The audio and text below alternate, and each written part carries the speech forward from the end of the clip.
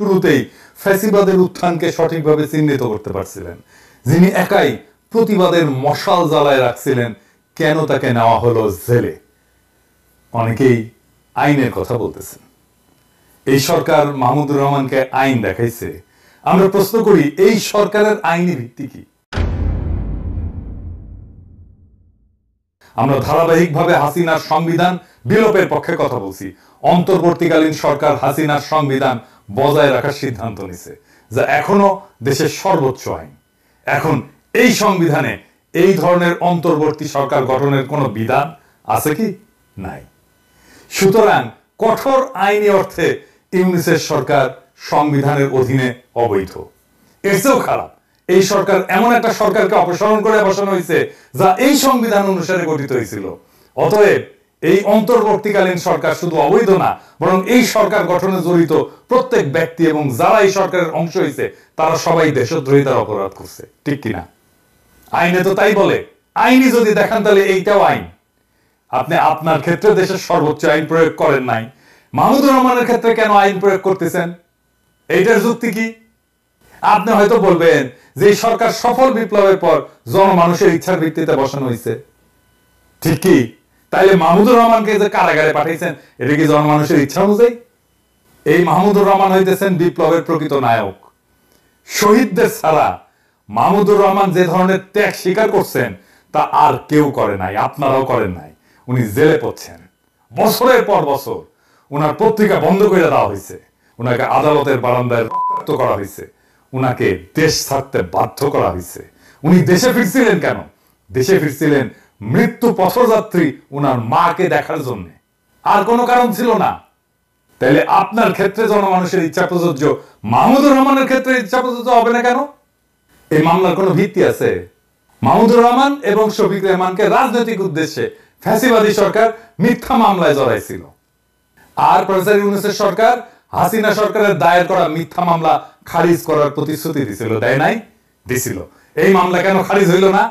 মাহমুদুর রহমানের মামলা তো সেই প্রথম দিককার মামলাগুলোর মধ্যে থাকার কথা ছিল, যেগুলো বাতিল করা হবে। এটা করা হইল না কেন? এরা ছাড়াও মাহমুদুর রহমান শফিক রেহমানকে শেখ হাসিনার এই কুপুত্র, ওই যে কুত্তে নিয়ে বসে থাকে ও জয়, এর হত্যার ষড়যন্ত্রের অভিযোগে যে মামলায় অভিযুক্ত করা হয়েছে, যে মামলায় বাংলাদেশের আদালতের কোনো এখতিয়ারই নাই, এই মামলা করার কোনো এখতিয়ার নাই। এই মামলাটাই অবৈধ। জয় যুক্তরাষ্ট্রে বাস করে, শুধুমাত্র মার্কিন আদালতের এখতিয়ার আছে এই ধরনের অভিযোগের উপরে। এবং আশ্চর্যজনকভাবে যুক্তরাষ্ট্রে কোনো মামলা দায়ের করা হয়নি। হাসিনার ফ্যাসিস্ট শাসনের উৎখাতের পরেও এই মামলা কেন বজায় রাখা হইল? এই রায় কেন বজায় রাখা হইল? এই রায় তো অবৈধ, মামলাই অবৈধ। আমি আরেকটু বুঝাই বলি।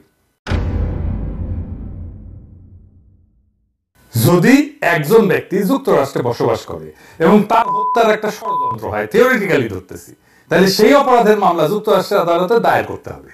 কারণ অপরাধের শিকার যে ব্যক্তি, সে ব্যক্তি যুক্তরাষ্ট্রে বসবাস করেন এবং অপরাধের স্থানও কিন্তু যুক্তরাষ্ট্রের এখতিয়ারের মধ্যে পড়ে।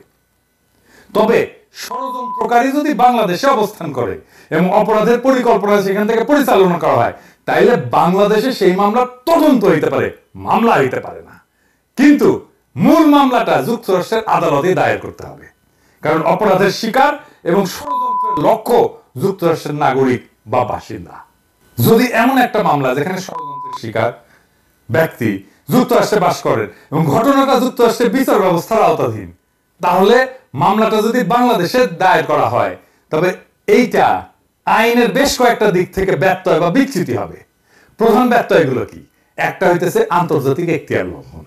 আন্তর্জাতিক আইনে সাধারণত যে দেশে অপরাধ সংঘটিত হয়েছে সেই দেশের আদালতে মামলার শুনানি এবং বিচার করতে পারে। যেহেতু ষড়যন্ত্রের শিকার ব্যক্তি যুক্তরাষ্ট্রে বাস করেন এবং অপরাধের প্রভাব সেই দেশের মধ্যে পড়ে, তাই মামলাটা যুক্তরাষ্ট্রের এখতিয়ারের মধ্যে পড়ে। বাংলাদেশে এই ধরনের মামলা দায়ের করা হইলে সেটা আন্তর্জাতিক আইনের মূল নীতির লঙ্ঘন।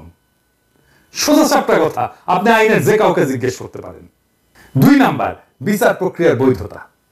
বাংলাদেশে দায়ের করা মামলায় আদালত কার্যকরভাবে অপরাধের তদন্ত এবং বিচার করতে সক্ষম হবে না তো, কারণ অপরাধের স্থান, অপরাধের শিকার ব্যক্তি এবং প্রমাণসমূহ যুক্তরাষ্ট্রে অবস্থিত, তাই তো?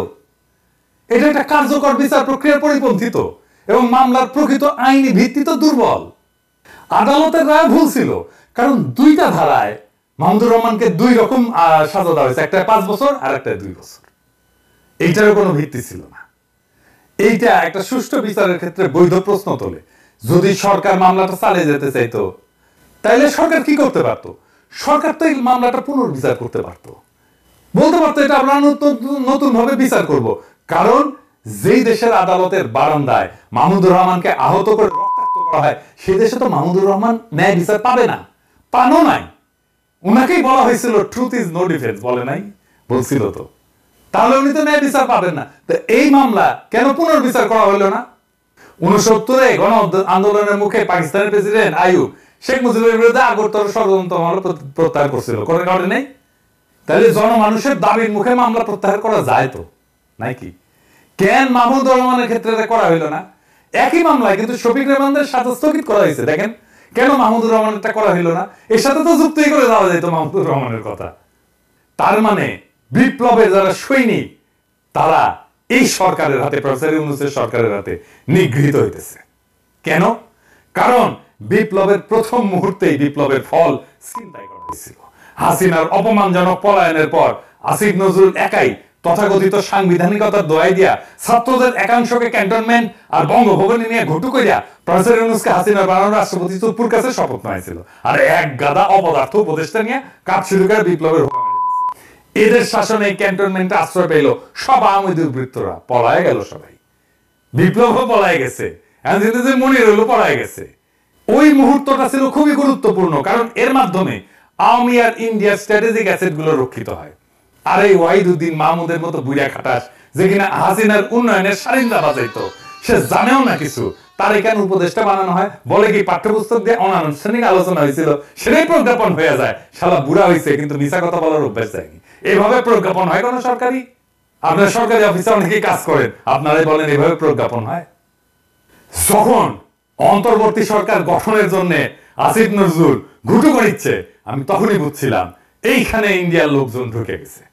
আমি তখনই বিপ্লব চিন্তায় হওয়ার বিষয়ে সতর্কতা দিয়েছিলাম, বলছিলাম না ওই সময় ভিডিওতে? যারা বিপ্লবের পিছনে ছুরিকাঘাত করছে তারা নতুন মির্জাফরের মতো কুখ্যাত হয়ে থাকবে। তাহলে মাহমুদুর রহমানকে কেন জেলে দেওয়া হইল জানেন? মাহমুদুর রহমানকে জেলে দেওয়ার প্রকৃত কারণ হইল তিনি ভারতের আসল প্রভুদের জন্য একটা আপদ। বাংলাদেশের স্বাধীনতা সার্বভৌমত্ব হারানোর বিষয়ে মাহমুদুর রহমানের চেয়ে বেশি কেউ সতর্ক করে নাই। আজ আমরা হাসিনার শাসন ব্যবস্থায় দেখতেছি সেই একই ফ্যাসিবাদী কাঠামো, তবে হাসিনা ছাড়া। যারা ভারতের স্থানীয় এজেন্সি এবং বাংলাদেশের এই যে প্রথম আলো, ডেইলি স্টার, এই গোষ্ঠী তো সরকার হিসেবে পাইছি আমরা, তারা মাহমুদুর রহমানকে নিশ্চুপ করতে তাদের সর্বোচ্চ চেষ্টা করবে। এখন বলতে পারেন কিভাবে এটা এড়ানো যেত? একটা তো দেখাইলাম, শফিক রেহমানদের রায় তো স্থগিত করে দিছে, দেখলেন তো। 2 নাম্বার, এই মামলাটা পুনর্বিচারের জন্য পাঠানো যেত। 3 নাম্বার, রায় বাতিল করে দেওয়া যেত। 4 নাম্বার, আমি যদি আসিফ নজরুল হইতাম, এগুলো কোনো কিছু হইল না। তারপরে আমি যদি আসিফ নজরুল হইতাম, তাইলে মাহমুদ ভাইকে জেলে যেতে হইতো না। কিভাবে জানেন? মাহমুদ ভাই যে সময় বললেন যে উনি আদালতে আত্মসমর্পণ করতে যাবেন, সেদিনই আমি ওনার মায়েরে দেখতে যেতাম, আর মাহমুদুর রহমানের, আর বলতাম, মাহমুদ ভাই আমরা এই মামলার রায় বাতিলের জন্য উদ্যোগ নিতেছি, আপনি তো বুঝেন টাইম লাগবে, কয়দিন সময় দেন আমাদের, খালাম্মাকে সময় দেন আপনি, আমি নিজে এসে আপনার হাতে রায় বাতিলের কাগজ কিন্তু ধরাই দিয়ে যাব। আপনি আদালতে গেলে জেলে পাঠিয়ে দেবে, এটা আমরা এটাতে বিব্রত হব। আমি মেহরবানি করে আমাদেরকে বিব্রত করেন না মাহমুদ ভাই, আপনি মেহরবানি করে কয়টা দিন টাইম দেন, আমরা রিকোয়েস্ট করতেছি। উনি যদি আমার রিকোয়েস্ট না শুনতেন, আমি প্রফেসর ইউনূসের দিয়ে ফোন করাইতাম ওনারে, হয়তো না। আপনি বলেন কাজ হইতো না? মাহমুদ ভাই যাইতো আজকে আদালতে? আপনারা সবাই জানেন মাহমুদ ভাই কিন্তু ঘাটতেরা, উনি যেটা মনে করবেন সেটা উনি করবেনই, করে ছাড়বেন। এবং উনি ঘাটতেরার জন্য আমরা ওনাকে পছন্দ করি, ঠিক কিনা বলেন?